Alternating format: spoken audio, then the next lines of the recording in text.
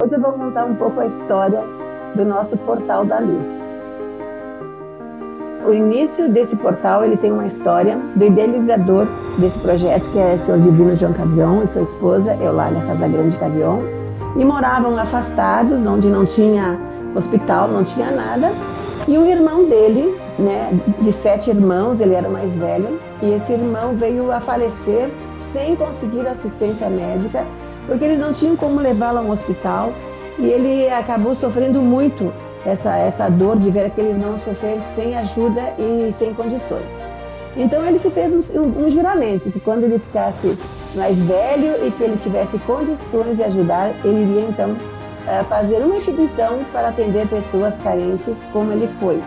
Para fazer esse projeto todo, é óbvio que precisavam pessoas para vir se juntar a ele. E aí então ele idealizou na cabeça dele de fazer então, além do centro espírita, que foi a nossa primeira construção, né, o nosso início, ele também tinha a ideia de fazer um centro, então, uma escolinha para as crianças, como começou a escolinha Nosso Lar, hoje, Centro Assistencial Portal da Luz, né? A primeira casa foi o Centro Espírita Portal da Luz, depois a segunda foi a nossa escolinha, depois foi feito, então, o Centro de Eventos, né? Que está até hoje, né? Sendo um grande auxiliar para podermos, então, manter a instituição. Meu nome é Isabel, eu coordeno o Serviço de Convivência e Fortalecimento de Vínculos aqui no Portal da Luz, no qual atendemos 80 crianças como meta, né, dentro do nosso projeto. Meu nome é Irene, trabalho há 17 anos no Centro Assistencial Portal da Luz e é muito bom e gratificante servir eles. Eu sou a Marilei, sou assistente social aqui do Portal da Luz. A relação que eu tenho com as crianças aqui é de muito amor. Então, para nós, isso é muito gratificante. Quando a gente sabe que a gente conseguiu mudar, transformar alguma coisa, esse é o nosso trabalho, é por isso que a gente está aqui, por eles. E a gente vem aqui trabalhar por amor, a gente se dedica porque a gente gosta daquilo que a gente faz e se sente feliz de poder colaborar um pouquinho no meio de tanta situação dramática como nós estamos presenciando hoje. E que Deus abençoe toda essa família Portal da Luz, todas as pessoas que por aqui passaram, foram muitas que deixaram o seu legado. Um abraço a todos e continue prestigiando o Portal da Luz. Venham nos conhecer, venham conhecer o trabalho.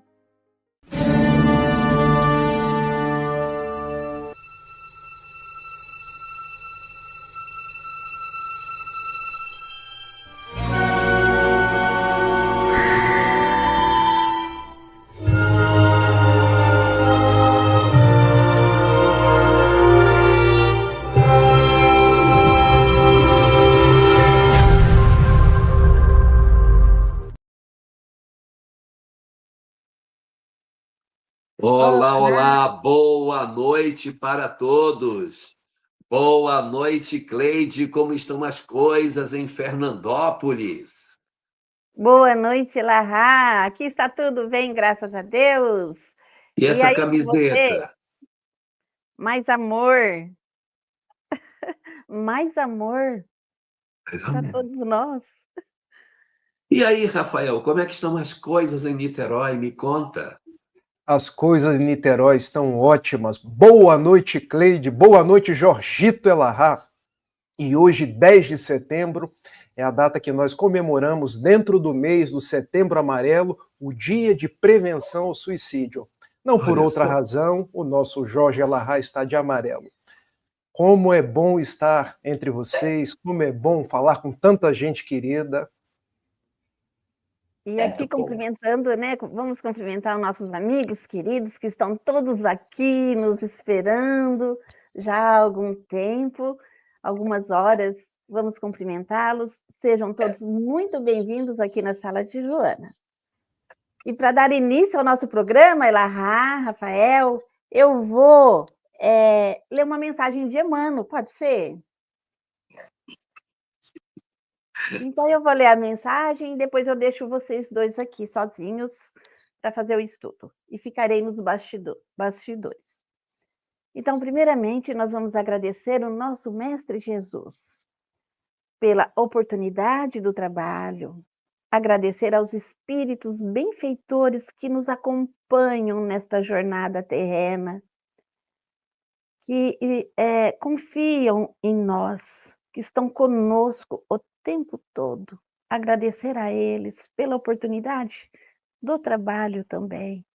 Agradecer também aos nossos amigos, à nossa família, ao nosso lar, por termos um lar, por termos uma família, por termos nossos filhos, por termos nossos amigos, por termos trabalho. Obrigada, Senhor Jesus. Envolva todos os nossos irmãos, envolva esse grande planeta Terra, a todos os navegantes desta embarcação.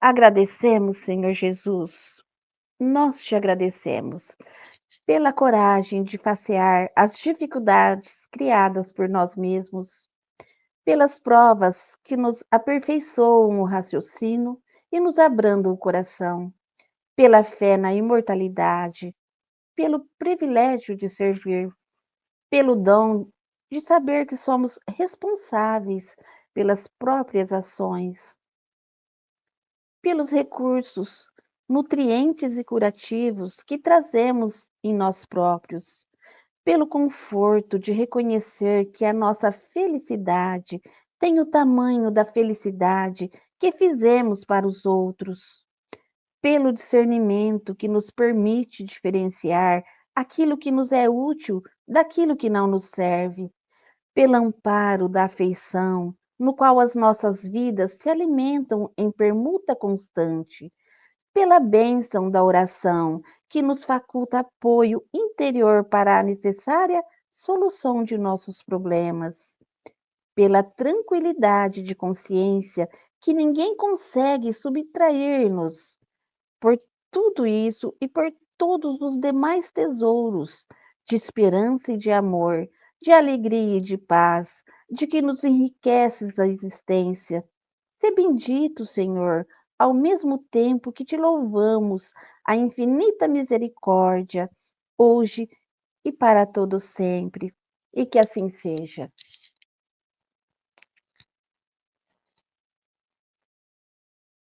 Passo a palavra para vocês.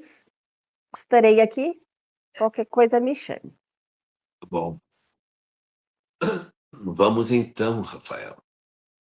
Nós temos hoje para trabalhar o século XII, que é um século também muito rico, tem muitas coisas interessantes que teriam acontecido nesse período. Já não estamos mais na alta Idade Média, que terminou ali no ano 1000, estamos agora na baixa Idade Média. Mudanças muito significativas estão acontecendo na sociedade.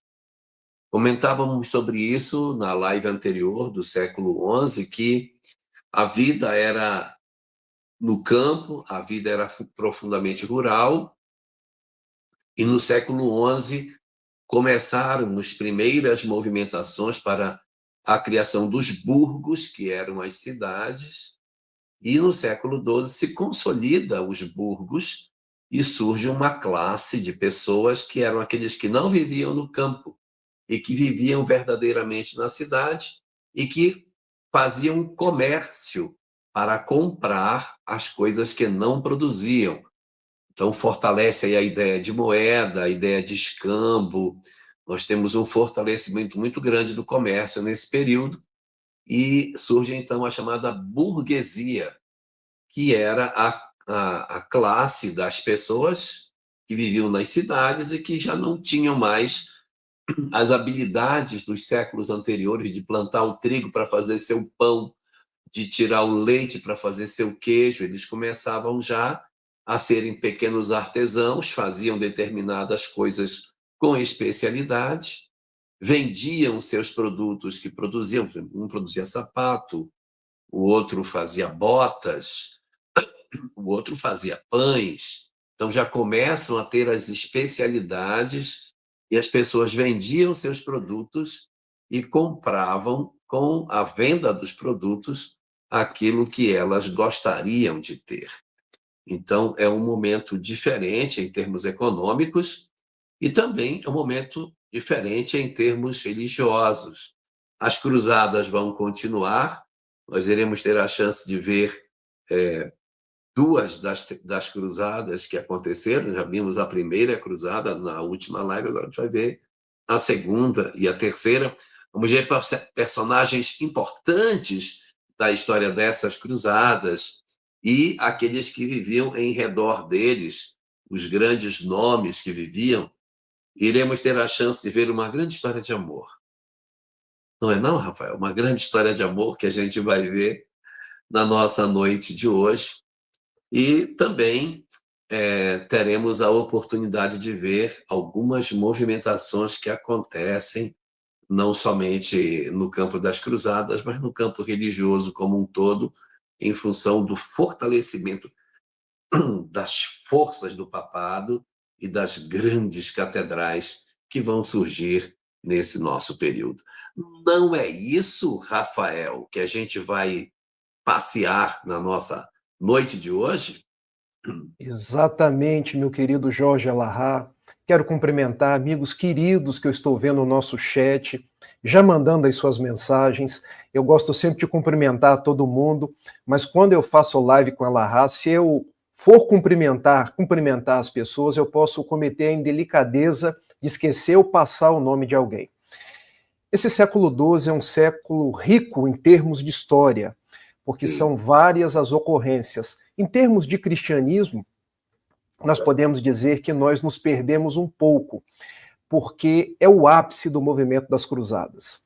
As cruzadas começaram por ordem do Papa Urbano II, quando no Concílio de Clermont, uma cidade na França, em 1095, ele instituiu um movimento militar, um movimento político, que eram expedições militares que saíam da Europa para recuperar o túmulo perdido, o túmulo de Jesus que estava nas mãos dos muçulmanos. Na realidade, era isso, mas na prática a gente sabe que tinha muito mais coisa envolvida, porque os cristãos queriam recuperar territórios. Quando a gente pensa na cristandade no final do milênio passado, e é bem verdade, no início do primeiro milênio, a cristandade detinha toda a Europa, o norte da África, grande parte do Oriente Médio, e com o nascimento de Mohammed, ali no século VI, e a instauração do islamismo e a expansão do islamismo, os territórios foram sendo absorvidos pela cultura islâmica, o norte da África, o Oriente Médio. Em 711, por exemplo, Tariq ibn Ziyad tomou a Península Ibérica, passando ali pelo Estreito de Gibraltar. Então o movimento das cruzadas era um movimento, sim, de recuperar Jerusalém, mas igualmente de retomar territórios que foram sendo perdidos, de fazer uma defesa contra a expansão muçulmana e, igualmente, um grande movimento econômico. Nós trabalhamos isso na live passada. O fato em que, em 1096, surge uma primeira cruzada, porque Urbano II, ele diz assim, Deus quer, é a vontade de Deus que nós partamos para a Terra Santa. E quem partir e matar já recebe a indulgência logo de partida. Uma primeira cruzada, que não é bem considerada uma cruzada, é uma cruzada de mendigos, de homens simples, homens que viviam na rua fazendo pregações. Ela é capitaneada por um monge francês chamado Pedro o Eremita. E nós sabemos que foi uma cruzada completamente vencida, porque eles não chegaram a passar ali do território onde hoje é a Turquia. Mas depois se organiza uma cruzada com nobres, com grandes cavaleiros. Refiro-me, por exemplo, a Fernando de Bulhões, refiro-me a Tancredo de Siracusa, refiro-me a Balduíno de Bolonha, quando eles marcham para a Terra Santa e conseguem, em 1099, tomar a Terra Santa, tomar territórios ao norte, ao sul de Jerusalém, e instauram o reino de Jerusalém, ou seja, a Terra Santa volta a ser cristã. Só que aí começam movimentos de retomada por parte dos muçulmanos. Viramos aí do século XI para o século XII. E uma cidade, um território ali no norte de hoje Israel, chamado Edessa, ele é tomado pelos muçulmanos. E aí é chamado uma segunda cruzada para retomar esse território de Edessa. Quer que eu pare, Elahá? Quer falar alguma coisa ou eu prossigo? queria só fazer 2 comentários. Um é que a primeira cruzada, que a gente viu semana passada, que os cristãos vão vencer e vão tomar Jerusalém, eles conseguem êxito porque os muçulmanos não achavam que eles iam ter essa audácia toda. Isso aí não vai acontecer, porque eles já tinham alguns grupos de peregrinos que tentavam, mas eles não achavam que eles iam se articular como um grupo militar mesmo, que viessem dispostos a tomar Jerusalém.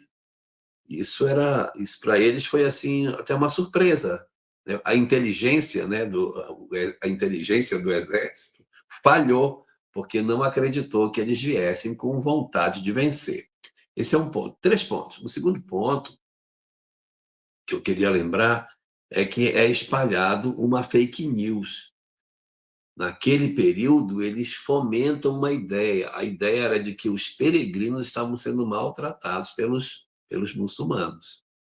E essa informação, isso mexe com o brio dos cristãos. Não, temos que libertar Jerusalém desse jugo e tal. Então, havia essa fake news que foi lançada nesse período. Alguns historiadores dizem que não havia, que isso tudo foi uma propaganda que foi lançada para estimular. E aí, uma terceira coisa que eu queria comentar, você até já falou, mas eu queria só dar um reforço, é que a autoridade religiosa da época prometia para quem fosse às cruzadas o absoluto perdão de todos os pecados cometidos. Não era legal? Então, o que motivava esses homens a entregarem suas vidas, a lutarem, e faziam isso em troca de uma absolvição das suas faltas. Por quê? Porque a ideia da força do papado nessa época era muito grande. Então, as pessoas acabavam acreditando mesmo que, se eles fossem, haveria, da parte do poder religioso, uma possibilidade de vitória sobre as suas imperfeições e eles teriam perdão completo. Então, valia a pena enfrentar para poder vencer e ir para o céu. E é isso. Então, a Segunda Cruzada, ela se organiza com o rei francês Luís VII e com Conrado III, que era rei da Alemanha. E o grande objetivo dela era retomar esse condado de Edessa, que havia sido recapturado, perdido para os muçulmanos. Mas essa Segunda Cruzada tem um aspecto que merece ser trazido em consideração, porque além desses 2 reis que eu citei, havia um monge francês, Bernardo de Claraval. Ele era um monge cisterciense, que foi uma ordem surgida ali na França. Claraval quer dizer dos vales claros, na parte bem oriental da França. E eles iam empunhando assim um sentido bem religioso, ou seja, nós vamos recapturar porque é a vontade de Deus. E esses cistercienses, eles tinham uma característica porque eles andavam todos de branco. Usualmente a gente vê o religioso com cores pardas, às vezes com cores negras, com ornamentos bastante específicos, mas os monges cistercienses usavam o branco. E Bernardo de Claraval era um deles. O fato é que essa Segunda Cruzada ela foi totalmente perdida, porque além de não recuperar o condado de Edessa, aquelas tropas cruzadas foram praticamente dizimadas pelos muçulmanos. Mas o fato é que ainda existia o reino de Jerusalém, sob a batuta de um rei chamado Balduíno IV. Esse Balduíno IV, ele tem uma característica marcante na história, porque ele nasceu leproso. Mas era um homem muito aguerrido, um homem que tinha uma autoridade sobre os seus comandantes, e ele teve muitas vitórias contra os muçulmanos. Ele chegou a ter vitórias contra aquele que seria posteriormente Saladin ibn Ayyub.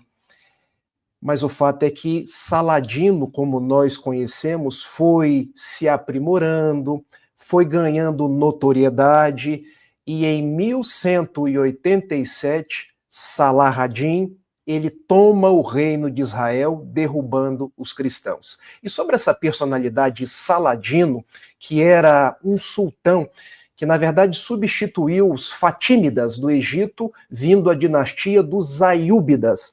Porque vejam, Salah ad-Din ibn Ayyub, ou seja, filho de Ayyub. Então, dos Fatímidas nós chegamos aos Aiúbidas. Ele tinha características bem especiais, né, Elahá? Porque a gente pensa num sultão como alguém covarde, severo, mau, mas Saladino entrou para a história como um homem doce, um homem compassivo, um homem que tinha características diferentes. O que você acha? A figura de Salah ad-Din, que a gente chama de Saladino, ele se notabilizou dentro das cruzadas pela nobreza com que ele batalhava. Ele era sultão no Egito, ele era sultão. O palácio dele no Egito é belíssimo, tá até hoje lá. E ele era um homem de muito poder. E ele, então, decide estender, né, porque ele ficava o sultão do Egito, tomava conta daquele pedaço e Israel estava por dentro. Então, ele vai combater. Ele é um homem extremamente inteligente, de uma habilidade militar muito grande. Então, ele tem, de um lado, a inteligência, ele tem habilidade militar e um caráter extremamente elevado. Eu vou contar 3 passagens do Salah ad-Din aqui. Há uma passagem nas Cruzadas em que ele está guerreando e, nessa guerra, ele está combatendo com um rei que veio da Inglaterra, Ricardo Coração de Leão. E quando ele está combatendo, o cavalo de Ricardo é abatido no combate. E Ricardo fica sozinho, fica no chão, querendo combater no chão. Aí passa um cavaleiro cristão, junta o rei e foge com o rei do combate, porque ele estava sem condição de combater, sem cavalo, né? E aí eles vão para o acampamento cristão e eles ficam ali pensando como é que eles vão fazer para combater no dia seguinte, porque o cavalo do Ricardo havia sido morto na batalha. Quando é à noite, aparece um homem muçulmano puxando 2 cavalos pela mão. 2 cavalos árabes, muito bonitos. Ele se aproxima do acampamento e diz que Salah ad-Din mandou de presente para o rei, porque ele não gostaria de combater com Ricardo sem cavalo. Então, que ele se preparasse e trouxe 2 dos melhores alazães que ele tinha para que pudesse ele usar no combate do dia seguinte. Isso é uma história. Numa segunda história que aconteceu, Salah ad-Din estava lutando de novo com Ricardo Coração de Leão, e o que eles fizeram? O Ricardo estava no local e havia umas tropas que traziam provisões para que o exército cristão se alimentasse. O que os muçulmanos fizeram? Em vez de atacar o exército, eles atacaram os que traziam as provisões. Então, eles tomaram as provisões e o exército cristão ficou com fome. Ficou sem comida, passando fome. Como é que você luta com fome? Como é que você vai fazer para lutar dessa forma? E aí, então, conta a história que Salah ad-Din mandou para o acampamento de Ricardo Coração de Leão frutas frescas. Eles têm umas técnicas, porque à noite no deserto fica muito frio, de dia muito quente, de noite muito frio. Eles têm umas técnicas para colocar as frutas em determinadas condições que o vento do deserto passa e esfria as frutas, e ele mandou que as frutas fossem todas resfriadas e fosse preparada uma refeição e levassem para Ricardo. Ele gostaria de combater com ele, mas ele se alimentando bem, porque isso é o correto. Os reis têm que estar bem nutridos para que eles possam fazer um bom combate. É uma lógica muçulmana diferente da nossa, né?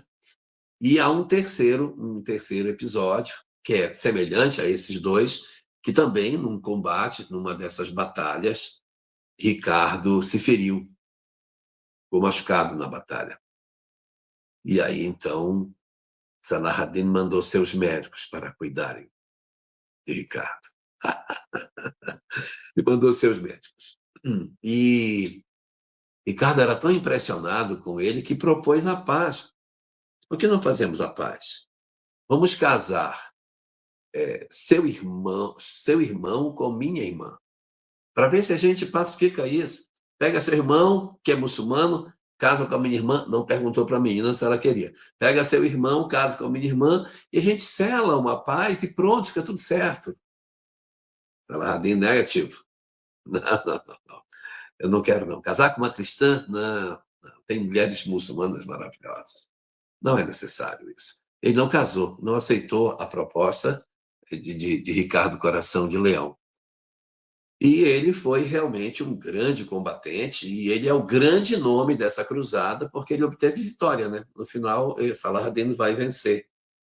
Tem uma coisa curiosa da vitória de Saladin.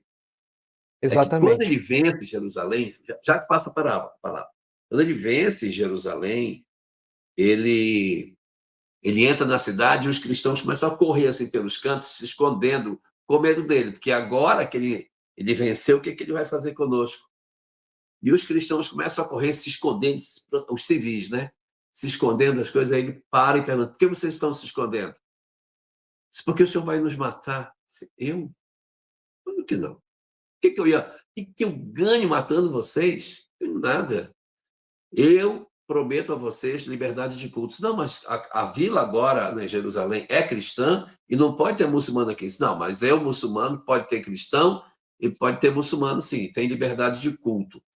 Só tem um detalhe: quem não me aceitar como governante da cidade, aí eu vou matar. Mas se me aceitarem como governante, você tem liberdade de culto e tudo. Porque se eu matar vocês, eu mato as pessoas que vão trabalhar para mim. Isso não é lógico. Então vocês têm liberdade, porque vocês produzirão para a minha riqueza. Excelente. É bom a gente trazer à tona essas histórias. Gente, ele foi guerreiro, ele matou, ele combateu, ele derramou muito sangue, mas dentro do padrão da época, dentro daquilo que eram os sultões muçulmanos, ele foi bastante compassivo. Todas essas histórias que o El-Ahrar contou, elas são verdadeiras, e tem outras. Por exemplo, quando ele venceu em 1187, ele não matou o rei. Um rei não mata o outro.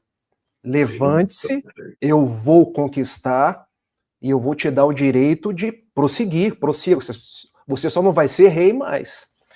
Ainda tem uma outra coisa. Tem mais duas coisas, El-Ahrar. Ele era na mesma toada de Harun al-Rashid. Ele gostava de ciência, ele gostava de incremento artístico. Então foi uma época que ele quis capitanear de novo as artes, os estudos, a ciência. Foi uma época de embelezamento da cultura árabe e, consequentemente, da Terra Santa. E há um terceiro fato: ele doou todos os bens dele antes de morrer. Exato. Ele não tinha absolutamente nada. Exato. Quando ele morreu, os seus sucessores correram nas suas arcas para abrir as arcas, para pegar os tesouros que ele tinha. Quando abriram, não tinha nada. Ele doou tudo que ele tinha e deu para a caridade. Mas no filme As Cruzadas, ele é um personagem do filme As Cruzadas. Filme Cruzadas. E tem uma cena lá. Tem uma cena lá que ele dá água para o rei, e aí o outro pega não me empresta água, ela está envenenada. Aí ele diz assim: você acha que eu ia envenenar o rei? Você acha que eu ia envenenar? Um rei não mata outro rei. Exatamente. Mas aí o próprio filme das Cruzadas, quem viu, ele não matou o rei, mas aquele que está... exatamente.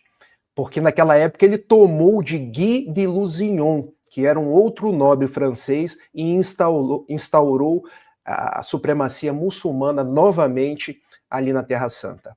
A professora Josi, ela está trazendo algumas considerações. Eu quero falar sobre a primeira delas. 21 e 26, Cleide. A opressão e a perseguição aos peregrinos cristãos pelos muçulmanos seljúcidas, que tomaram Jerusalém em 1071, segundo historiadores, foi um dos motivos que impulsionou a primeira cruzada. Verdadeiro. Os seljúcidas, eles vinham da antiga Pérsia, e foi uma dinastia dos muçulmanos que foram se alastrando ali pelo Oriente Médio, e posteriormente eles se fixaram no território da Turquia, tanto que ficaram conhecidos como os turcos seljúcidas, dando nome ao país que futuramente seria a Turquia. E em 1071, eles de fato fizeram perseguição, não só perseguição, professora Josi, eles mataram muitos cristãos. Então esse de fato foi um dos motivos da Primeira Cruzada. Tá, depois ela já entra na Batalha de Ourique, que já é quando Afonso Henrique torna-se o rei de Portugal, ali do Condado de Portugal, vencendo os mouros, e surge o país Portugal. Isso a gente pode falar mais na frente. Fala depois, porque vai precisar dos templários para essa discussão. Exatamente. Mas aí, Elahá, 1187, o reino de Israel volta para as mãos dos muçulmanos. Bom. Salah ad-Din, ou Saladino, como a gente conhece. Mas aí o Papa, mas peraí, o que é nosso voltou para as mãos deles, nós precisamos organizar uma cruzada para retomar tudo de volta. E essa cruzada precisa ser a cruzada dos reis. Porque aí entra a personalidade Ricardo Coração de Leão, que era o rei da Inglaterra, Filipe II, ou Filipe Augusto, o rei da França, e Frederico Barba Ruiva. Alguns dizem Frederico Barba Roxa, é o mesmo personagem, que era ali o rei do país que hoje é a Alemanha. E eles vão juntos para lá. E é interessante porque Ricardo Coração de Leão ainda hoje é lembrado pelos ingleses. E você sabe, Elahá, que da ida dele para as cruzadas surge a lenda, gente, isso é lenda, do personagem Robin Hood, que quando o Ricardo Coração de Leão ia para as cruzadas, a Inglaterra teria ficado na mão de reis que não eram nobres, igual o Ricardo Coração de Leão. Então o povo... No sentido de caráter, né? É no sentido de caráter, porque Ricardo tinha um caráter nobre. Então o povo ficou na mão de governantes transitórios que eram muito autoritários. Então um daqueles do povo, chamado Robin Hood, começa a roubar dos ricos para dar para os pobres. Surge a lenda de Robin Hood. Mas isso está dentro das tradições, não tem comprovação histórica. O fato é que esses 3 reis, eles vão para a Terra Santa. Um deles, Frederico Barba Roxa, sequer chega, porque ele morre afogado num rio. Eu fico pensando, o rei vai e nem sequer chega.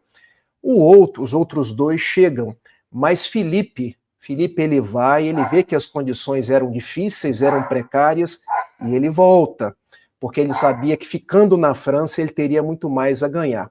Ricardo Coração de Leão não. Ricardo Coração de Leão vai, ele reconquista alguns territórios, e há essa proximidade dele com Saladino, que aí nós entramos nas histórias que você acabou de contar. Eles se tornam próximos, trocam presentes, e chega a ver essa proposta aí, considerada indecorosa por Saladino. Deixa eu casar a minha irmã, o meu irmão com a sua irmã, mas Saladino, ela vai ter que se tornar cristã? Não. Na verdade, era um tratado de paz. Mas o fato é que dessa proximidade de Ricardo Coração de Leão com Saladino foi um tempo de mais prosperidade, porque os cristãos começaram a poder ir na Terra Santa, houve ali uma certa pacificação, mas o Papa queria o território de volta. Mas aí já é o século XIII, que nós vamos falar daqui a 15 dias. Então a terceira cruzada, a Cruzada dos Reis, um rei morre, o outro volta para a França, que é Filipe II. E Ricardo Coração de Leão tem algumas conquistas, territórios no norte ali do Reino de Israel, faz alguns pactos com Saladino, mas não consegue recuperar a Terra Santa. Deixa eu fazer uma resposta aqui para o José Luiz Guintzel. Os cátaros ficarão para a próxima live, tá? A gente vai trabalhar, porque eles são século XII e século XIII. Nós preferimos transferi-los para a live daqui a 15 dias. Ok? Bom, eu queria falar ainda uma coisa sobre Saladin, é que ele teve um médico que fazia parte da sua corte. Era um período assim de grandes intelectuais nesse mundo do Islã. Era um período muito interessante, né? período de Beit al-Hikmah, derramou muitos conhecimentos em muitos lugares. Então, ainda tinha traços desse pensamento de ciência em muitos ambientes. E dentro da corte de Salah ad-Din se prestigiava muito o conhecimento científico. E ele teve um médico muito conhecido, chamado Maimônides. Maimônides, na verdade, era judeu, tá? Ele era muçulmano, lutando contra cristãos, mas na sua corte, o médico que cuidava dele era judeu. Maimônides é um dos grandes nomes do judaísmo. Para ser mais sincero, depois de Moisés, ele é o nome mais importante. Então, Moisés, assim, estou falando em termos de religião, não estou falando, mas ele não está na Bíblia. Não, na Bíblia ele não está, porque ele é 1200, não tem como ele ser na Bíblia, né? Mas em termos da religião judaica, ele é muito importante, porque ele vai, nesse período da Idade Média, reavivar o judaísmo. Estava muito enfraquecido e ele sofre muitas perseguições, né? Ele vive em um ambiente de muita perseguição, a família dele vai fugindo dos lugares onde estão, ele era da região do interior da Espanha, ele vai fugindo de cidade em cidade, as perseguições muçulmanas vão acontecendo, ele vai fugindo, e vai chegar no Cairo. No Cairo, ele conhece Salah ad-Din, que é um sábio, e diz, não, você vem para a minha corte, e dá notoriedade a ele. E ele se torna, então, o médico da corte, e ele constrói um texto que é muito basilar dentro do judaísmo, chamado Os 13 Princípios de Maimônides, onde, fundamentalmente, os 13 princípios, assim, grosso modo, assevera a existência de um Deus único, que esse Deus criou tudo, que não existe outro Deus senão ele, que esse Deus é eterno, que ele é único, que ele é imutável. Então, assim, cada princípio vai tratando de um atributo especificamente. Aí vai falar de Moisés, vai falar da Torá, vai falar da necessidade de obediência a essa lei. E os dois últimos, são sobre a ressurreição, né? Que você acredita na ressurreição como sendo o final de tudo, né? Vai ser um dos princípios do judaísmo ali. Então, ele vai amarrar essa parte aí sobre o comportamento da obediência à Torá, que a gente tem que obedecer à Torá, e que a ressurreição é, sim, o princípio que todos... tem um sobre o Messias, né, que espera o Messias. Então, são vários itens que compõem aí o pensamento, mas é a base, tá? Se você é um judeu e você não conhece os princípios ou não acredita nos princípios de Maimônides, não é judeu. Então, para ser judeu, você tem que estar alinhado com esses 13 pontos que ele colocou. E ele foi, assim, muito importante. O nome dele, dentro do judaísmo, não é só chamado de Maimônides, ele é chamado de Rambam, também é o nome dele, é um apelidinho dele. Os rabinos sempre, quando são muito famosos, ganham um apelido, né? Então, um chama Rabi Shimon Bar Yochai, Rabi Shi. Nós temos outros, Arizal, que é Isaac de Núria Arizal. Nós temos muitos. Eles fazem uma siglazinha do nome da pessoa e chamam por esse apelido. E Rambam é o apelido de Maimônides. O bom da gente ter alguém que conhece as tradições judaicas é isso, porque eu precisei estudar Maimônides para poder entender tudo isso que você está falando aí agora. Na verdade, eu vi lá que o nome dele era Moshe ben Maimon, ou seja, ele se chamava Moisés, filho de Maimon. Então, o pai dele que chamava Maimon, e ele entrou para a história com esses dois nomes, ou Maimônides ou Rambam. E além desses 13 princípios, eu tenho que aprender a falar Rambam. Não, R branco. Rambam. Agora foi? Rambam. Eu vi também, Elahá, que ele escreveu um livro que ficou para a história chamado Guia para os Perplexos. Isso, que é um diálogo entre Aristóteles, filosofia grega, judaísmo. Por que é Guia dos Perplexos? Porque a pessoa lê de gente, Esse negócio é muito parecido, tudo. Ele fez 2 grandes obras. Uma é Mishneh Torah, que é uma coletânea dos ensinamentos judaicos, e o Guia dos Perplexos. São as 2 grandes obras que ele produziu. Exatamente. E ela foi uma época de ouro, porque tanto ele quanto Averroes, que era um muçulmano, eles fizeram um período de união de ciência com religião. Ou seja, tudo que é revelado por Deus merece estar de acordo com aquilo que é descoberto pelos homens. Não tem como você dissociar a religião da ciência, a fé da razão. Olha quando eles propuseram isso no século XII, isso é bonito demais. E a gente pensa que esse período da Idade Média é apenas um período de trevas.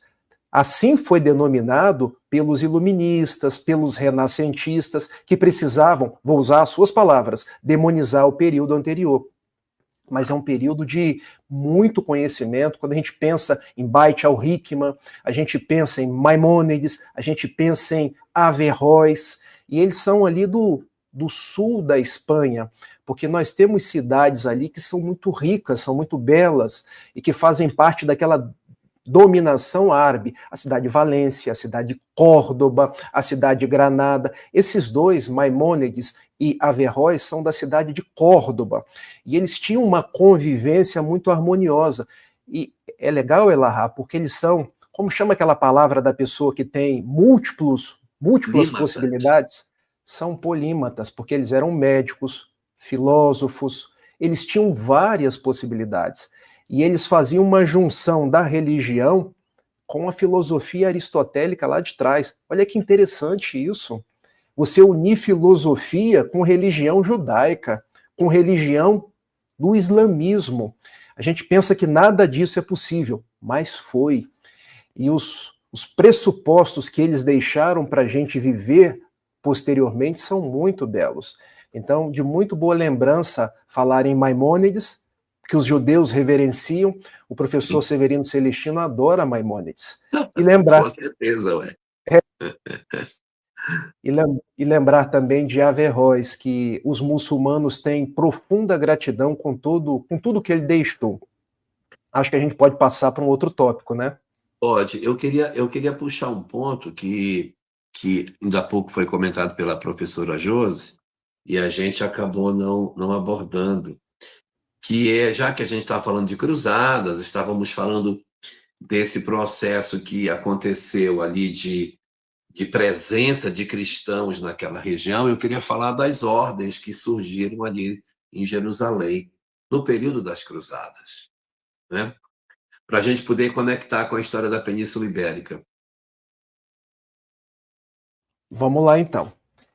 Eu tenho aqui a data certinha que surgiu a Ordem dos Templários. Quando a gente pensa nos Templários, eu sei que muitas pessoas veem logo coisas positivas, porque os Templários deixaram muitas coisas boas. Eles eram chamados os Cavaleiros de Cristo. O título é nobre, porque surgiu com uma personalidade, era uma personalidade europeia, mas que quando teve a ideia, ele estava em Jerusalém. E ele levou uma ideia ao rei de Jerusalém, posteriormente ao Papa. Nós precisamos de cavaleiros de Jesus que sejam abençoados pelo Papa para defender a Terra Santa. E mais, para defender a travessia dos cristãos que querem vir para cá e, posteriormente, para retornar para a Europa. Esse homem chamava Hugh de Payens. No português a gente fala Hugo de Payens, por exemplo, fazendo aí uma tradução bem aportuguesada. E das ideias desse homem surgiram os Templários, que de fato eram cavaleiros muito nobres, que protegiam os peregrinos, que protegiam o Papa, protegiam a Terra Santa. Posteriormente, eles entraram meio no descrédito com o rei da França, mas no século XII, que nós estamos estudando, eles tiveram uma função bem nobre, porque eles guerreavam os mouros. Mouros, depois você explica. Mouros é porque tem um país na África chamado Mauritânia. Então, os mouros são aqueles que vieram da Mauritânia. Então, se chamava os muçulmanos da Mauritânia de mouros. Sarracenos também. Eram tudo referente aos muçulmanos. Isso, Eles eram mouritanos, né? Então, ouro do Mouro. mauritanos. E é muito interessante isso, Rafael, porque repare que não existia mais o Templo de Jerusalém, não tinha nem sinal do templo. Mas qual é o nome da ordem? O nome da ordem vai ser Templários. Poderia ser outro nome, né? Cavaleiros do Sepulcro, né? Ou alguma coisa, porque isso tudo bem existia. O Sepulcro do Cristo, Cavaleiro de Jerusalém, mas eles recebem o título de Templários, quando não existia nenhum templo para ser o guardião. Então, nesse processo de começo dos templários, eles iriam proteger os peregrinos. Era isso. Depois vão se corromper, mas do século XII, eles estavam ali para proteger os cavaleiros. E eles também tinham uma segunda ordem, que eram a ordem dos hospitalários. Os hospitalários eram uma ordem que cuidava dos feridos, dos machucados, dos que ficaram sequelados por conta das cruzadas. Eram os hospitalários. E havia uma outra ordem, que era a Ordem de São Lázaro, não é isso, Rafael? Exatamente. Quem viu o filme das Cruzadas há de se lembrar que num determinado momento eles vão num lugar de guerreiros e eles tinham lepra, eles tinham o mal de Hansen. Mas eles eram cavaleiros do Cristo, eram nobres, é porque surgiu essa ordem, porque mesmo os doentes, quando serviam a Cristo, podiam pertencer a uma ordem, os Cavaleiros de São Lázaro. E guarda esse nome por causa daquela parábola que contém o Evangelho de Lucas, o rico e Lázaro. Como, vamos dizer assim, aquele Lázaro era lazarento, como entrou para a história, hanseniano, então os Cavaleiros de São Lázaro eram aqueles leprosos que serviam a Jesus. Eram antigos cavaleiros que adquiriram lepra. Elahá, você sabe que o posto dos templários em Jerusalém é onde é a mesquita de Al-Aqsa, porque eles tinham a sede deles ali, porque de lá de cima eles conseguiam avistar qualquer tipo de invasão, qualquer tipo de ameaça. E tem uma curiosidade. A curiosidade é a seguinte: hoje nós conhecemos os bancos. Alguém que leva dinheiro, alguém que pega dinheiro. Uma das coisas que os templários faziam é o seguinte: você quer ir para a Terra Santa? Você vai levar haveres para lá? Vamos fazer o seguinte: você pode ser roubado no meio do caminho. Você pode ser morto. Você me entrega o dinheiro aqui e você saca o dinheiro lá na Terra Santa. E quando você voltar, você faz do mesmo jeito. Ou seja, eles têm aí um pródromo daquilo que seria futuramente a atividade bancária, de fazer a intermediação financeira. Esses são os templários. E é aí que eles vão pegar o desvio, porque eles vão ficar muito ricos. Vão ficar muito ricos. E aí os reis, principalmente o rei da França, mas peraí, vocês estão chamando de cavaleiro do Cristo, os homens estão cada vez mais ricos. E eles tinham, para você entrar para a ordem, você tinha que fazer voto de pobreza. Ou seja, você faz voto de pobreza e fica cada vez mais rico. E tinha uma... Pode falar, que eu falo. Termina. E, além disso, eles eram protegidos pelo Papa. Porque o Papa, eles me protegem, eu protejo eles. Só que começou a surgir uma rusga com o rei da França, Filipe IV, o Belo. Não, peraí, essa história não tá legal. Porque enquanto um está protegendo o outro, eu estou perdendo a minha supremacia. E em nome dessa supremacia houve a morte dos Cavaleiros Templários. Mas isso é cenas do próximo capítulo. Isso é século XIII, deixa para lá. Mas eu queria comentar uma coisa aqui, que é o seguinte: o símbolo dos Templários é um cavalo com 2 cavaleiros em cima, para mostrar que eles eram humildes. Então, eles eram tão pobrezinhos, tão humildezinhos, que andavam 2 cavaleiros num cavalo só. Só que, com o tempo, eles vão desfigurar isso. Mas eu quero contar uma coisa que eu acho que é muito importante sobre a história dos Templários. Nós estávamos comentando ainda há pouco que, nesse período aqui que a gente está discutindo dessa confusão de querer retomar Jerusalém, o império formado pelo mundo muçulmano havia comido todo o norte da África, atravessado o Estreito de Gibraltar, tomado ali a Península Ibérica. E aí Portugal estava praticamente todo na mão de muçulmanos, só o reino da Astúrias lá em cima que não estava, e também na Espanha, boa parte da Espanha, o oeste da Espanha estava tomado pelos mouros, né? Os mouros tinham se apropriado de toda aquela região ali. E aí o reino da Astúrias pensa, como é que eu vou fazer para expulsar os mouros daqui? Preciso ter uma maneira de fazer isso. Aí diz, já sei, eu já sei. Vou procurar quem sabe lutar com o muçulmano. Aí os templários. Esses templários lutam com muçulmanos em Jerusalém. Eles devem saber lutar. E ele faz um acordo com os templários e eles vêm para a região da Península Ibérica, saem de lá daquela região do Oriente Médio, vêm para a região de Portugal lutar contra os mouros e eles vencem. E Portugal se restabelece como nação. Fica uma dívida de Portugal com os templários. Essa dívida vai ser paga no século XV, tá? Eu vou só adiantar um pouquinho, só sem porque vai ter, né? Então, no século XV, no século XIV, século XV, quando ocorre o final da história dos templários, eles procuram abrigo. Quem vai dar abrigo para eles? Portugal. Portugal diz, não, vocês podem se abrigar aqui, que estão matando todos os templários. Vocês podem se abrigar aqui. Só tem um detalhe, vocês têm que mudar de nome. Eles vão mudar de nome, vão assumir o nome de Ordem do Cristo, é o nome da ordem. Levam todo o dinheiro que eles têm e todo o conhecimento científico que eles possuíam. É essa ida dos templários para Portugal que dá origem à Escola de Sagres, que vai fazer as navegações, que vai fazer descobrir o Brasil. Puxando a história do fim para o começo. Foi porque os mouros invadiram Portugal, que os templários expulsaram, que criou uma dívida, que fez com que os templários fossem para Portugal, levando seu conhecimento, que Portugal descobriu o Brasil. Basicamente é isso. Exatamente. E retomando agora o que a professora Josi falou lá atrás, porque está na hora da gente buscar o que ela disse. Sim. 21 e 28. Boa noite. A Batalha de Ourique, em 1139, crucial para a retomada do Reino de Portugal, teve a vitória de Dom Afonso Henrique sobre os mouros. É exatamente nessa época.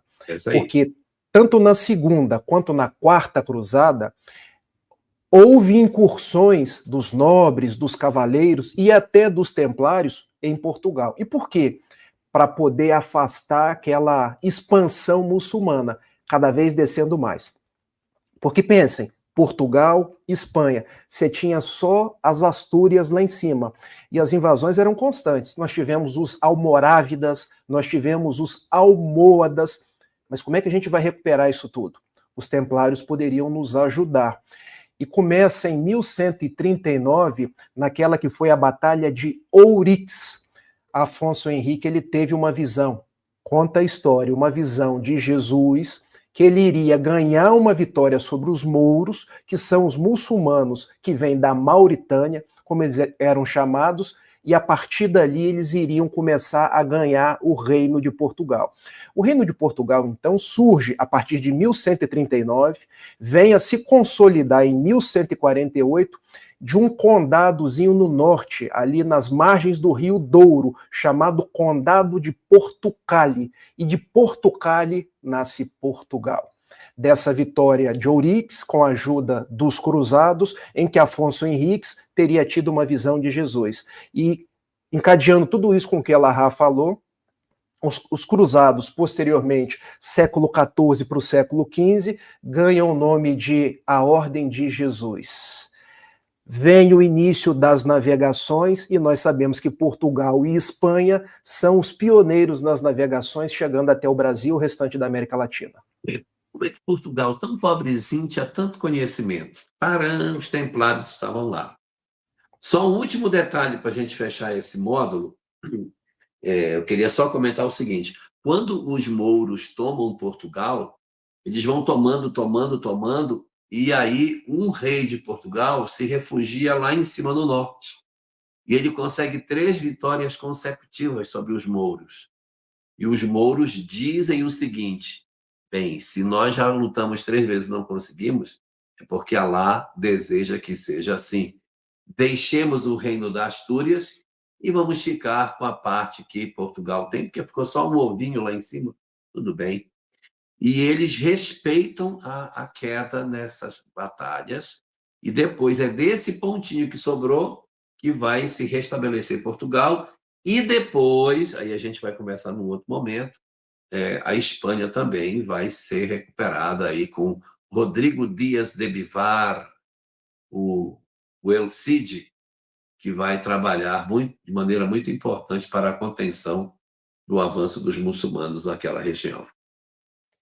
É bom que se diga, Elahá, que a Península Ibérica, Portugal e Espanha, ela foi tomada pelos muçulmanos em 711, quando Tariq ibn Ziyad, ele passa pelo Estreito de Gibraltar e vai ali, os omíadas vão tomando toda aquela região. Mas a retomada cristã, ela vai acontecendo aos poucos. Dá mais ou menos ali uns 800 anos de dominação, mas não é uma dominação completa. No início, só restou de Portugal e Espanha o reino das Astúrias, lá no norte, mas depois vem descendo. Em 1492, com os reis católicos, Fernando de Aragão e Isabel de Castilha, já no auge da Inquisição Espanhola, uma das mais cruéis, deram ordem. Vocês que estão aí em Sevilha, em Granada, em Córdoba, vocês vão embora. Se vocês não forem, morre todo mundo. Já no século XV, finalzinho do século XV, já não tinha mais qualquer possessão muçulmana ali na Europa. Olha, eu fui citado, eu tenho direito de resposta. Você foi citado? Eu fui citado, eu tenho direito de resposta. Que é o seguinte, esse negócio que está falando aí é muito importante, que a retomada da Espanha, a gente vai ver quando chegar no século XV, mas eu só estou me adiantando um pouquinho. Eles retomam ali a Espanha em 1492, com Isabel de Castela e Felipe de Aragão, os reis da Espanha. Quando eles vencem, eles ficam assim meio sem propósito, porque eles tinham conseguido expulsar os muçulmanos. E agora, o que a gente vai fazer? Porque o território já é todo nosso, nós temos que encontrar um objetivo de vida. E eles vencem, aí uma semana depois, Colombo parte para as Américas, entendeu? Colombo parte para as Américas. E já tinham conquistado todo o seu território. E aqui é uma coisa interessante, os reis de Espanha, eles expulsam os árabes, mas expulsam os judeus também, tá? Os judeus são expulsos, minha família morava nessa região, e aí eles são expulsos, família do Álvaro Monterrey também, aí eles são expulsos do sul da Espanha, atravessam o Estreito de Gibraltar no movimento contrário e vão para o Marrocos. Aí a minha família vai se fixar no Marrocos nessa época. Ali eles vão ficar durante muito tempo até que eles saem de lá, quando o Marrocos se torna uma possessão muçulmana, eles saem, vêm para o Brasil. A Vera Rodrigues de Rodrigues está perguntando, não era Fernando? Era Fernando, sim. Se eu falei errado ou ela errada, a gente corrige. Fernando de Aragão e Isabel de Castilha. Que, na verdade, a Espanha era composta de vários reinos. Tinha o reino de Leão, tinha o reino de Castela, tinha o reino de Aragão. Ali no século XV, sobraram esses dois grandes reinos, um com Fernando, outro com Isabel. Eles se uniram, os reis católicos, e formaram o que hoje a gente conhece por Espanha. E naquela época, a capital da Espanha era Toledo, Madrid foi posteriormente. Elahá, eu acho que a gente pode entrar agora daquilo que seriam os pródromos da escolástica, porque a escolástica surge no século XIII, com Tomás de Aquino. Mas ali no século XII, com as ideias de Maimônides, com as ideias de Averroes, com as ideias de outros que estavam pulsando pela Europa, o cristianismo começou a ir para as universidades. Começam a surgir as universidades. O estudo do cristianismo deixa de ser algo eminentemente de uma igreja, porque a fé pode ser estudada. Existe o ensino da teologia, porque vai se estudar o Antigo Testamento, o Novo Testamento, como tudo isso surgiu, o cânon. Então surgem grandes filósofos, grandes teólogos, grandes estudiosos, e um desses filósofos franceses chama-se Pedro Abelardo, o nosso famoso Abelardo, que tem uma história lindíssima com Heloísa, talvez uma das histórias mais bonitas de amor que nós conhecemos. Porque vocês talvez tenham ouvido falar de Romeu e Julieta, e essa história é história, tá, gente, de Shakespeare. Mas Abelardo e Heloísa, de fato, existiram. Pois é, quando você fala essa história de Romeu e Julieta, a história fica com duplo sentido. Essa Exato. história de Romeu e Julieta é literatura. Literatura, isso. Isso é literatura. Mas Abelardo e Heloísa não são, eles são reais. Exatamente. Como é que é a história deles?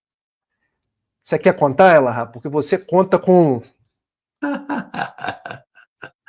Eu não sei se eu sei todos os detalhes da história, mas Abelardo já era um homem maduro, já era um homem que tinha cátedra, um grande professor de teologia, de um grande conhecimento. Já era um homem de uma certa idade, eu não sei exatamente a idade dele, e Heloísa era uma jovem, uma menina praticamente, uma adolescente, muito jovem ainda, e ele vai ser o preceptor dela, vai ser o professor dela. E eles se apaixonam. Só que ele, em função das posições religiosas que ele tinha, ele não poderia casar. Ele teria que ter a vida celibatária, ele tinha um voto. E ele não poderia casar com ela. E ele se apaixona por ela e ela se apaixona por ele também. E o tio dela não permite que eles fiquem juntos e separa os dois. E durante um tempo, eles ficam se escrevendo. Essas cartas existem. As cartas de Abelardo e Heloísa existem. E as pessoas estudam as cartas de amor que eles trocavam durante o período em que eles estiveram afastados, né, em função do impedimento que o tio impôs sobre eles. Mas depois eles vão ser descobertos que eles tiveram realmente um relacionamento e há uma imposição muito pesada. Ele é castrado e ela é mandada para um convento e nunca mais eles conseguem se ver. Eles ficam até o fim de suas vidas escrevendo, ela no convento e ele dentro do monastério, trocando cartas. Sim. Quando foram sepultados juntos. Não é assim a história, mais ou menos? Exatamente. Pedro Abelardo era uma das grandes promessas da filosofia do século XII, nascido na Bretanha, uma região no norte da França. Nós temos até um livro notável de Dona Ivone do Amaral Pereira chamado O Drama da Bretanha. Então, aquela região ali, ela é pródiga em grandes pensadores, em grandes filósofos, e ele veio de lá. Contam os historiadores que ele tinha o verbo iluminado, ele falava como ninguém, ele trazia o aspecto da sabedoria. E naquela época, Elahá, você era filósofo, mas para fazer filosofia, você tinha que ter conhecimento de teologia, porque a igreja não deixava você falar de teologia, de filosofia, sem ser teólogo. Então ele era um polímata igualmente, porque ele tinha as mais variadas habilidades. Por onde ele passava, ele encantava. E era costume na época, grandes nobres ou grandes religiosos escolherem preceptores para as suas filhas. Porque, gente, nós estamos falando no século XII, nós não tínhamos como hoje escola organizada, universidade. Então, o que um nobre fazia? Olha, eu vou escolher fulano para educar minha filha. Isso me faz lembrar de Emmanuel, na pele de Nestório, educando Célia. E olha que interessante, isso sempre ocorreu. E no século XII, quando ele estava em Paris, era uma estrela em ascensão, Fulberto, o cônego ali da igreja de Paris, é ele que eu quero para educar minha sobrinha. E foram. E Elahá, eles começaram só na educação, mas foram se apaixonando. Houve uma certa resistência no início, porque para ser filósofo não podia casar. Contam os livros de história isso. Se você casar, você vai comprometer a sua carreira. Mas eles se enamoraram, e daquele enamoramento, a moça ficou grávida. E quando ela ficou grávida, veio o escândalo, porque foram descobertos, ele assumiu a criança. A criança nasceu e chamou-se Ele assumiu a criança. Ele resolveu, inclusive, largar, abrir mão de tudo. Ele era realmente apaixonado por ela. Só que eles fizeram um trato. Heloísa disse assim para ele: olha, nós vamos casar sim, mas vai ser escondido. Porque se a gente casar às claras, você vai perder a sua condição. E você é uma pessoa que o mundo merece aprender com você. Só que o tio ficou furioso. Não, casamento vai ser do jeito que tem que ser. Mas eles descumpriram a ordem do tio. O que ele mandou fazer? Contratou alguns homens e foram na calada da noite e castraram ele. Daquela castração, ele foi para um convento na Bretanha e ela ficou num convento em Paris. E vieram as famosas cartas de Abelardo e Heloísa. Eram cartas de amor, eram cartas de confidência, mas eram cartas também de tristeza, porque ele se sentiu responsável pelo futuro que ela não teve. E ela igualmente se sentiu responsável por aquilo que ele deixou de fazer. O fato, Elahá, é que eles permaneceram nessa correspondência epistolar até o final da vida, e depois foram enterrados juntos. Os corpos estão no cemitério de Père Lachaise, em Paris. Eu tive a ocasião de visitar. Junto com Kardec. E junto com Kardec. É uma das histórias de amor mais bonita que a gente conhece. E Elahá, por que astrolábio? Não Dizem sei, porque astrolábio é o nome daquele instrumento de navegação, né? Exatamente. Alguns historiadores dizem, tradição, meus amigos, que na verdade foi em homenagem a Hipátia de Alexandria. Nós não falamos sobre essa personagem. Nós deixamos ela para trás. Não foi ela que inventou o astrolábio. O astrolábio já existia antes, mas ela ali em Alexandria, no século IV depois de Cristo, ela era uma mulher de múltiplas qualidades, era uma neoplatônica, uma mulher que ensinava, que tinha muito conhecimento, e matemática. E ela intensificou o uso do astrolábio. Se vocês jogarem aí Hipátia de Alexandria e astrolábio, vocês vão verificar que ela deu um impulso ao astrolábio, porque o astrolábio serve para medir a direção das estrelas, ver a circunnavegação dos navios, foi muito utilizado pela escola de Sagres. Foi. E isso tudo é devido a Hipátia de Alexandria lá atrás. Como Pedro Abelardo adorava a Hipátia de Alexandria, o menino vai chamar astrolábio. O menino viveu, mas cada um num convento. E ao final, restou para eles o mesmo túmulo no Père Lachaise, em Paris. Certamente hoje estão juntos, né? Venceram. Com certeza. Estão celebrando a união deles na imortalidade. Com certeza. Sabe lá quantas vidas já não tiveram juntos, do século XII até hoje, celebrando esse conhecimento. Mas é isso. O século XII é um século muito bonito. Eu acho, Rafael, que a gente fechou o conteúdo do capítulo. Tem mais umas duas coisinhas que eu queria trazer. E se alguém tiver perguntas, podem fazer, gente. Porque as que foram sendo feitas, a gente já foi respondendo. Elahá, nesse século XII, em 1184, no concílio de Verona, uma cidade italiana. E Verona, já que nós falamos em Romeu e Julieta, é onde hoje está o busto de Julieta. Está lá na cidadezinha italiana de Verona. Então, no concílio de Verona, o Papa Lúcio III deu início àquele que pode ser considerado o movimento mais drástico da Igreja, chamada Santa Inquisição. Qual era a proposta? Olha, nós precisamos defender a fé. Criar um movimento de que todo aquele que se opõe à fé apostólica católica romana precisa ser levado a um tribunal, e nesse tribunal ele vai ter a oportunidade de ou abjura, ou vai ser morto, para que o diabo que o levou a agir dessa forma seja expurgado do seu corpo. Mas esse movimento da Inquisição também foi muito cruel, porque ele não só defendia a fé, ele espoliava as pessoas. Espoliava os judeus. Quantos processos de dilapidação dos bens dos judeus foram tomados?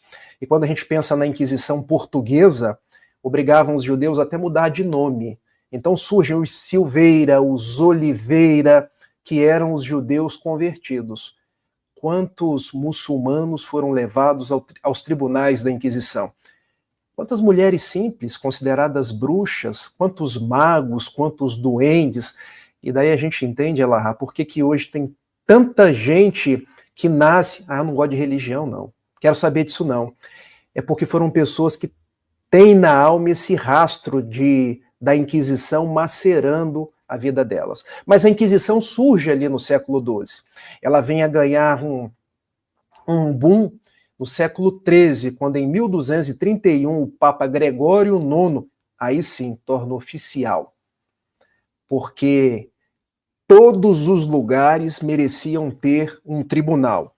E nós tivemos grandes inquisidores. Tomás de Torquemada foi um deles, na Espanha. O território de Portugal também conheceu grandes inquisidores. Tudo isso começou ali no século XII. Eu queria só fazer um comentário aí, você falando sobre a exploração da Inquisição sobre os judeus. Nós temos um livro de Dona Ivone, Dramas da Obsessão. É um livro que só tem 2 contos. Um conto primeiro chama-se Leonel e os Judeus, que conta a história de uma família contemporânea que sofre uma obsessão tenaz de um grupo de judeus. E aí você fica com raiva desses judeus que estão perseguindo a família. Aí, na medida em que você viaja para o passado e descobre quem eram aquela família no ontem, quem eram os judeus, você vai ficar, meu Deus, nossa, o que esses sacerdotes, infelizmente, fizeram com essas famílias judias na Inquisição é uma coisa inominável, né? Então, aí nós vamos ter esse livro de Dona Ivone, Dramas da Obsessão, né? Tá bom? Ô, Elahá, a gente vai falando e as pessoas vão ficando confusas, porque a gente fala de tantos personagens e teve a Vera Rodrigues de Rodrigues. São tantos personagens que acabo confundindo. Minha amiga, é porque quando a gente faz um sobrevoo histórico, a gente fala de muita gente mesmo. E mesmo assim não dá tempo de falar de todo mundo.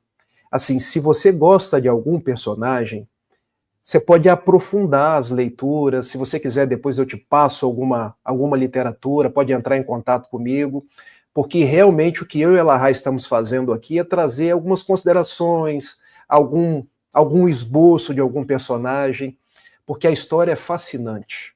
A história nos diz por que nós estamos nessa situação hoje e para onde nós estamos indo.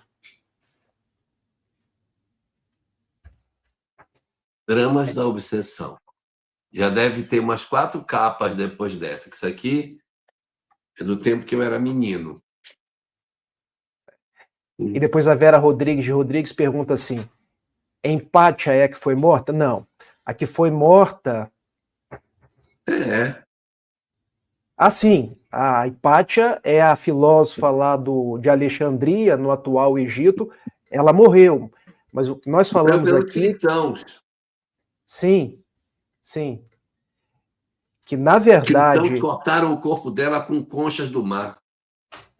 Foi. Mas eu estava achando que ela estava perguntando em relação à nossa história, Elahá. Hipátia de Alexandria foi a que foi morta, sim, no século IV ali. Exatamente. 415 a morte dela, se não me engano. A Dolores está dizendo assim, ó. Tem o filme Lindo em Nome de Deus, é a história dos dois? Exatamente. Exatamente. Elahá, tem uma pergunta aí, perguntando quando que nós vamos falar de Francisco de Assis. Vamos pular esse personagem. Vamos pular. Porque já se falou tanto dele em tantos lugares, já foi tão comentado, todo mundo já sabe, né? Então a gente vai pular, não é isso, Rafael? Pois é. Eu estou conversando com ela para a gente fazer uma live só sobre Francisco de Assis, porque a história dele é fascinante. E eu tenho profunda admiração por Francisco de Assis. Eu sou quase um franciscano espírita, gente. Então a proposta é que a gente faça, daqui a 15 dias, uma live sobre o século XIII e depois nós vamos fazer uma live sobre Francisco de Assis. E a propósito, Francisco de Assis, ele nasceu no século XII, provavelmente em 1182. Mas alguns vão perguntar assim, mas não foi em 1181? Gente, na época a gente não tinha certidão de nascimento, os dados históricos são difíceis da gente fazer levantamento. Então, o provável é que Francisco de Assis tenha nascido em 1181 ou 1182. E a data de nascimento? Não tem diferença, né? Porque um ano de diferença não é nada. A data não é 4 de outubro, tá? 4 de outubro foi provavelmente a data que ele foi inumado, que ele foi enterrado. Ele morreu em 3 de outubro de 1226. Mas isso fica para daqui a 2 lives. A gente estava conversando, nós tínhamos 2 alternativas. Falávamos de Francisco e depois falávamos do século XIII, ou falávamos do século XIII e depois de Francisco. Nós decidimos primeiro falar do século XIII para poder contextualizar Francisco. Quando a gente falar, a gente vai deixar uns ganchos dele para que na live seguinte, quando a gente for falar só de Francisco, as pessoas já consigam entender em que cenário está acontecendo, porque a gente terá já pintado o quadro de fundo de que ambiente Francisco viveu e o que aconteceu, não é? Exatamente. Também no século XII, Elahá. Tem uma pergunta aí, Elahá. Não, o pessoal está querendo a capa do livro. Não adianta eu mostrar a capa do livro. Essa capa aqui eu fui olhar, é de 1981, eu não tinha nem nascido. Dramas da Obsessão. Até a letra aqui é ruim para ler que só. Mas hoje deve ter uma capa bonita, linda. Deve ser assim. Mas guardem o nome do livro. Dramas da Obsessão, para quem quiser estudar sobre esses processos obsessivos aí. Severino Paulo Carlos, de Pernambuco, ele está perguntando assim, só por curiosidade, em que século se iniciou a ideia de santos aos espíritos encarnados e desencarnados? E em qual religião se iniciou essa ideia? Em qual religião? Com certeza, a religião católica, apostólica, romana, porque a própria religião católica ortodoxa não trabalha com santos, trabalha com imagens, trabalha com reverências, mas não com santos. Agora, não dá para precisar um século, porque essa história da cristandade veio surgindo ao longo dos séculos. Se nós fôssemos fazer uma digressão histórica, quando o cristianismo deixa aquele puritanismo dos primeiros cristãos, sem culto externo, sem imagens, e passa a partir ali do século IV com Constantino, o império primeiro da tolerância ao culto cristão. Depois com Teodósio, em 381, o império se torna cristão, houve ali uma miscigenação. Porque o que acontece? Eu já não adoro mais a imagem de Júpiter, não adoro mais a imagem de Diana, não adoro mais as imagens do panteão grego-romano. Mas aí por que não adorar a imagem de uma pessoa que, por exemplo, foi um grande cristão? Então começou-se o culto das imagens. Mas isso foi ganhando discussão ao longo dos séculos. Tanto que, no grande cisma do século XI, em 1054, uma das discussões foi, a gente vai adorar ou não imagem? Porque os ortodoxos partiam da iconoclastia. Eu não tenho que adorar a imagem. Eu tenho que servir Jesus e adorar a Deus. Mas os católicos, não, mas eu não estou adorando imagem. Eu estou reverenciando personalidades que foram sagradas, que fizeram muito bem à humanidade. Então não tem um século específico. É uma construção ao longo dos séculos, com ali o cisma do Oriente, os católicos passaram esse culto de uma forma mais incisiva. Rafael, na carta de Paulo aos Coríntios, aparece os cristãos sendo chamados de os santificados em nome do Cristo, os santos. Então, os santos eram usados no cristianismo nascente para representar aqueles convertidos que estavam, digamos assim, plenamente identificados com a mensagem de Jesus. Tanto que você tem uma igreja hoje que se chama Igreja de Jesus Cristo e dos santos dos últimos dias, porque havia a ideia de que os primeiros cristãos também se autodenominavam de santos no sentido de estarem santificados pela figura do Cristo, né? Então, tem essa questão também. Depois, esse termo passou a ser usado para representar, não, nós não somos. Mas aquela pessoa ali, ela vai ser santificada, aí vai ser rotulada como sendo um santo, porque ela tem mérito para tal. A cristandade como um todo, não. Aí nós somos mortais comuns, lutando para sermos salvos ou não, e esses não, esses estariam diferenciados. Então tem esse ponto também que não pode ser esquecido, né? Posso agora fazer uma pergunta, Lahá? Pode. Tá. Porque estudando as tradições do judaísmo, principalmente com você, a gente sabe que o templo em Jerusalém ele tinha 3 partes. A primeira parte, o átrio ou pátio dos gentios. Uma segunda parte, onde ficava a menorá, os pães da proposição, era chamado Kodesh, ou santo. E uma parte mais interna, onde entrava o sumo sacerdote, no dia do Yom Kippur, era o Kodesh HaKodashim, o santo dos santos. Então, em verdade, será que Paulo, estou levantando uma hipótese, não traz essa questão do santo herdado da própria cultura hebraica, ou seja, aquilo que é nobre, aquilo que é dedicado a Deus? É o Kodesh. É o Kodesh.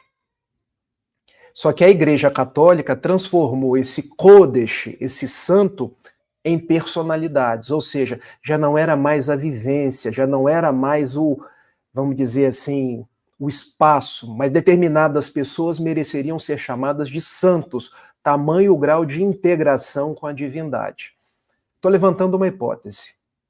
É uma possibilidade, né? Ele viveu muito dentro desse ambiente do Kodesh e do Kodesh HaKodashim. Isso é muito, muito recorrente dentro do judaísmo. E ele viveu no período em que o templo ainda estava de pé, né? Exatamente. Elahá, para a gente encerrar, eu queria fazer um registro que em 1163 iniciou a construção da Catedral de Notre-Dame. Notre-Dame, em francês, é Nossa Senhora, ou Nostradama, ou seja, homenagem à mãe de Jesus. E é uma catedral gótica lindíssima. Nós já falamos sobre o que é uma catedral gótica, um estilo que quando surgiu, as pessoas achavam feio, o feio que hoje é bonito. Tanto que eles chamavam de gótica em homenagem aos godos, que era uma tribo bárbara. Então eles viam, mas o que é isso, gente? Isso aqui não é uma igreja com tantas coisas pontiagudas, com um pé direito altíssimo. A inovação da época, que era chamado de feio, hoje é uma das catedrais mais bonitas do mundo. E no século XII houve uma expansão da construção de igrejas. Várias igrejas pelo mundo. Período da escolástica, onde o cristianismo foi para a faculdade, e também período aí da construção de várias igrejas. Eu acho que nós falamos sobre tudo, Elahá. Eu acho que sim. Os historiadores falam que só no período do século XII 500 igrejas notáveis foram construídas na França. E isso era um sinal de poder que o cristianismo fazia para confrontar com os muçulmanos. Então, eu vou mostrar o meu poder pela suntuosidade dos meus templos para dizer que eu tenho força, que eu tenho poder, que eu tenho glória. Então, havia esse tipo de mote. E aí muitas igrejas, Saint-Denis também foi construída nesse período, tem muitas, que foram edificadas em várias cidades francesas e na Europa como um todo, que era a assinatura da força que a gente teria com relação ao papado.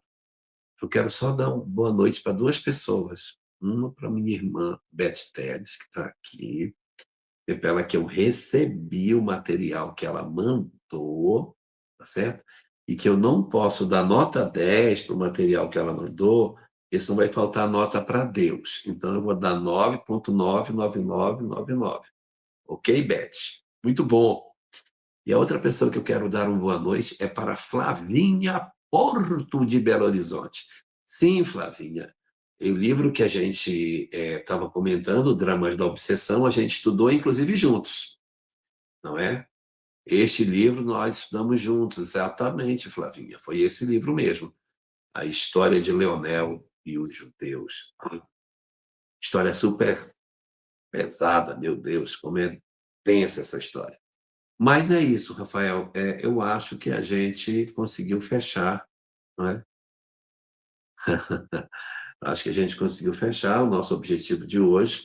Daqui a 15 dias, se Deus permitir, a gente volta a se encontrar para fazer o século XIII, que é um século marcante, porque é o século em que a Inquisição verdadeiramente explode. Não é? Nós vamos ter muitas coisas para comentar sobre isso. Ainda vai ter um pouquinho de cruzadas nessa live do século XIII, que vai acabar as cruzadas nela. E na outra, se Deus permitir, nós falaremos, não me lembro mais quem é, personagem que... Falaremos sobre Francisco. Isso, Francisco. É que eu não lembro dessa pessoa. Falaremos de Francisco de Assis na próxima live, tá bom? Vai ser uma live muito especial. Francisco realmente... Aí a gente vê, quando está no momento mais crítico da Idade Média, a flor nasce. Mas a gente vai conversar sobre isso melhor em outra oportunidade. Eu quero agora deixar para ver se tem alguém que tem alguma pergunta. Se não tiver, a gente vai se encaminhar para o término da nossa reunião. A Cleide fez a nossa prece de abertura, então vai caber ao Rafael fazer o encerramento dos nossos estudos de hoje com uma poesia. Quer dizer, tem poesia, produção? Tem poesia. Vamos chamar a Cleide para vir sim. ter conosco, É bom. para enfeitar o nosso ambiente. Aparece aí, Cleide. Ela está com uma camisa sobre o amor? Mais amor. É amor. Sim, amor. Exatamente. E ela já se chamou por duas pessoas aí que para mim também são muito queridas, a Flavinha e a Beth. A Beth, eu tive a oportunidade de estar com ela em Uberlândia, é uma pessoa fantástica. Aliás, a Beth, a Dolores, a Mazé, você não sabe o quanto eu sou feliz de fazer amizade com tanta gente boa. Porque você, além de me propiciar o conhecimento, você tem me propiciado ir ao encontro das pessoas. Foi através de você que eu conheci a Cleide, conheci a Dolores, conheci a Mazé, conheci a Terezinha. E, gente, o que a gente tem de mais... Conheci a Nina, exatamente. E Alahá, você tem um Jesus, você tem um Francisco de Assis aí na sua prateleira, e você tem um Jorgito. E o Francisco? Exatamente. E está com um passarinho no colo, tá vendo? Exatamente. Aqui é o meu Jesus. Patrícia Sara, falta eu, não falta mais. Boa noite, Patrícia Sara. Eu tô treinando com ela para fazer daquele jeito assim, ó. E o Jorgito está aqui. O Jorgito é grande, mas trabalha. Aqui o Jorgito. O óculos dele está precisando colocar de volta no lugar. Eu quero dizer para vocês que é uma riqueza nós estudarmos o cristianismo, o espiritismo, mas também nós termos uns aos outros. Essa amizade que nós fazemos, a gente chega no lugar, a gente abraça a pessoa, nós conversamos, a gente troca mensagem pelo WhatsApp. Isso é muito rico, gente. Não tem preço que pague isso. Olha o Elahá aí, ó. Vocês não sabem o quanto esse homem é querido. Por quê? Não sei porque quem sou eu, quem é ele. Porque ele é simples. Porque ele sabe fazer conexão com as pessoas. Então, que a gente se irmane cada vez mais. E vamos para a poesia, né?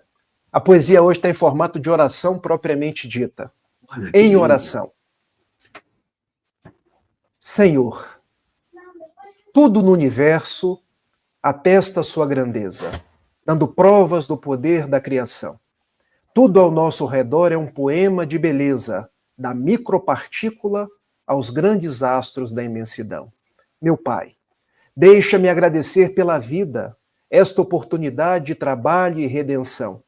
Permita-me fazê-la nobre e florida, ornando meus passos com as virtudes do coração. Agradeço pela família e o trabalho material. Bênçãos celestes que me propiciam avançar. Dai-me forças para prosseguir no fanal, de nos caminhos do bem poder continuar. Agradeço por toda dor e dificuldade que visitam a minha reencarnação. São elas que testam a minha fidelidade e provam o esforço de superação.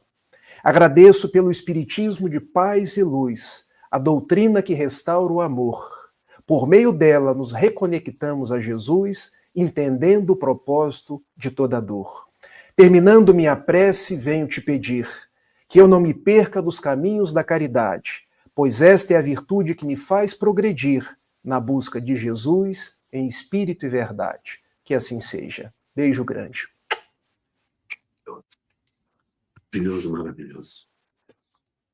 Muito bom.